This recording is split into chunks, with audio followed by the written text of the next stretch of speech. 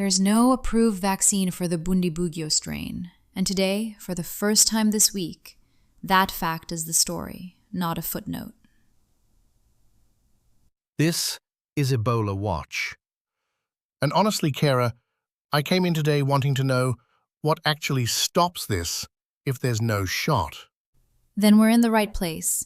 We've got 2 new Africa CDC guidance documents, a WHO Europe preparedness page going live, and a fatality number that needs careful handling. Careful handling, meaning the scary one. Let's start there. A piece in the conversation, carried by Times Live, puts the Bundibugyo strain's fatality rate at 30 to 50%. But the case fatality rate WHO is reporting for this actual outbreak is 17.4%. Those are different measurements, so listeners shouldn't average them. Okay, but 30 to 50 versus 17, that's a huge spread. Which number am I supposed to take with me? Neither one, by itself. The 30 to 50 is what the strain has done historically. Different settings, different counting, often with less supportive care. The 17.4 reflects this outbreak's treatment and how completely cases are being found. That gap tells us something. And the part that lands for a traveler, the CDC restriction, tells you where not to fly. The vaccine story tells you there's no safety net if tracing misses one person at a gate, which retroactively makes MSF look smart for setting access terms before there's anything to access. I'll give them that. Setting the price of a ticket before the train's been built. This week I was skeptical. Today I'm not. Now the part I want to chew on, Africa CDC put out interim guidance pushing back on blanket travel restrictions. Washington CDC already restricted DRC, Uganda, South Sudan. Those are 2 agencies running different playbooks. And it's the first time a major African health body has put that disagreement in formal writing. It connects straight to the Kinshasa-Kampala border tension, except now it's not just WHO making the case in diplomatic language. So, when official agencies disagree, I don't want it smoothed over. Is Africa CDC saying the restrictions are useless, or saying, do them differently? Do them differently. Targeted, evidence-based, not a wall. The second document is their points of entry surveillance guidance, and it shows where the burden is shifting. Right, because contact tracing inside the outbreak zone is still stuck at 45% against a 90% threshold. So, the gap is getting routed to the borders instead of closed. That's today's shift. Border surveillance is having to cover work that in-zone tracing can't.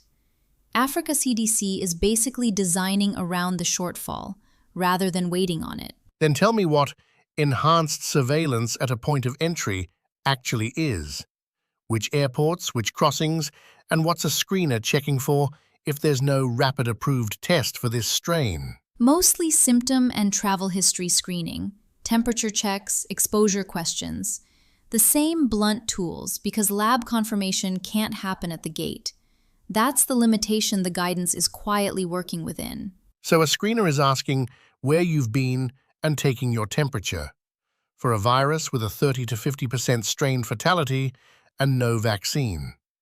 That's the safety net. It's a net with wide gaps, honestly.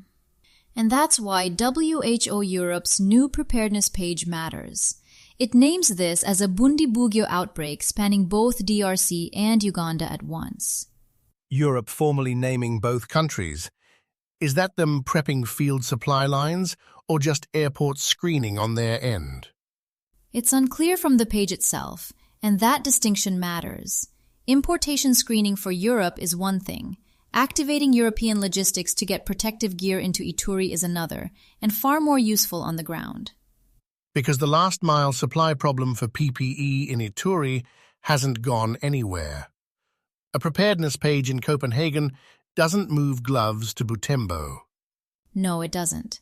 So here's where the week lands. No vaccine, no approved treatment for this strain, tracing at half the threshold, and the agencies disagreeing on the bluntest tool we've got. Every tool people assume exists in an outbreak, the shot, the cure, the tracing, all missing at the same time. I'm not catastrophizing, I'm just reading the list. It's why the borders and the European page and the surveillance protocols all feel so urgent. They're standing in for tools that aren't there yet. Stay with us. We'll keep you precise, not panicked. The World Health Organization has the details on this one. The WHO situation page now frames this as one outbreak running in both DRC and Uganda at once. Bundibugyo virus, dual country scope, stated plainly. That's the frame everything else this week has been built around.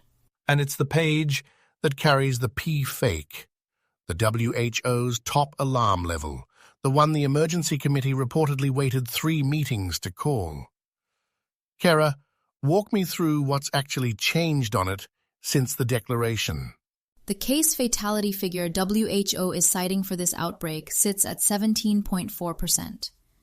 Hold that against the 30 to 50% people will see attached to Bundibugyo as a strain. They're not measuring the same thing. Right, and a listener's going to average them and land at 30-something. Why the gap? Because the 17.4 reflects this outbreak, the supportive care that reached patients, which cases actually got counted. The strain number is what Bundibugyo can do in a harder context. One is a snapshot of now, the other is the historical warning sign. Joel Lumbala, writing in World Health Organization. On 17 May 2026, WHO's Director General determined that Ebola disease caused by Bundibugyo virus, BDBV, in DRC and Uganda constitutes a public health emergency of international concern, PHEIC, as defined in the provisions of the International Health Regulations 2005, IHR. WHO's European Regional Office has put up a preparedness page, and the key detail is the framing. It names this as a Bundibugyo outbreak across DRC and Uganda at the same time, the first time the European office has formally written that dual country scope into a preparedness document. Okay, but preparedness for what? Europe isn't seeing cases. Is this about protecting people in Lyon, or about screening someone who flies in from Entebbe? Read it closely, and it's about importation and coordination. The risk to people living in the European region stays low. What's escalating is the institutional machinery, not the threat at the gate. And the timeline tells you how fast that machinery moved. After DRC and Uganda raised the alarm, WHO declared the emergency on May 17th. Africa CDC followed on May 18th, and the IHR committee convened on May 19th. Here's what Africa Centers for Disease Control and Prevention is reporting. So Africa CDC just published points of entry surveillance guidelines specifically for Bundibugyo. Sarah, in plain geography, what is a screener at a crossing actually checking for here? Temperature, symptom history, travel origin in the affected zones, the standard entry screening kit. The hard part is there's no rapid approved test for this strain, so a screener is working off symptoms and questions, not a swab that confirms anything. Which means someone incubating and asymptomatic walks straight through. So the wall is really more like a speed bump. It's a net with wide holes, yes. But read it against the 45% contact tracing coverage inside the outbreak zone. The field can only trace half the chains. Africa CDC is pushing more surveillance to the borders because the numbers inside the zone aren't catching up. So the border becomes the backstop for tracing that isn't happening. Reassuring. I'd put it as honest rather than reassuring. And note who's issuing it. This is the continent's own health body building the surveillance system, not an importing country walling itself off. That distinction matters for what comes next in this rundown. Here's what Africa Centers for Disease Control and Prevention is reporting. Okay, here's the part nobody's said out loud yet. Africa CDC just published interim guidance basically telling governments how not to slap blanket travel restrictions on this outbreak. And Washington CDC already did exactly that across DRC, Uganda, and South Sudan. That's the part to sit with. This is the first time the continent's own health body has put its disagreement into formal interim guidance, not a press quote. And it ties right back to the Uganda DRC border fight, the closure at Mpondwe, the Kinshasa-Kampala tension. Now there's an institutional voice saying a sealed border isn't the disease control win it looks like. So you've got two playbooks running at the same checkpoints. Africa CDC says, don't wall it off, do enhanced surveillance. And the US just walls it off. Those don't reconcile. Here's Times Live. The ongoing Ebola virus outbreak in the Democratic Republic of the Congo, DRC, and Uganda has now killed 61 people, with 359 confirmed cases. The Bundibugyo strain of the virus has a fatality rate of between 30 and 50%, and there is currently no vaccine approved for it. Two scientists at the University of Oxford, Teresa Lamb and Rebecca Mackinson, are part of the group who are working to develop one. Here's the number that changes how the whole week reads. The Bundibugyo strain carries a 30 to 50% fatality rate, and as of this report, 61 deaths among 359 confirmed cases. No approved vaccine exists for it. And I want to be careful because that 30 to 50 isn't the same thing as a 17.4% case fatality we've been citing for this outbreak. The outbreak number reflects supportive care and whether mild cases are even being counted. The strain number is what the virus does when nothing softens it. So put those two facts in one sentence for me.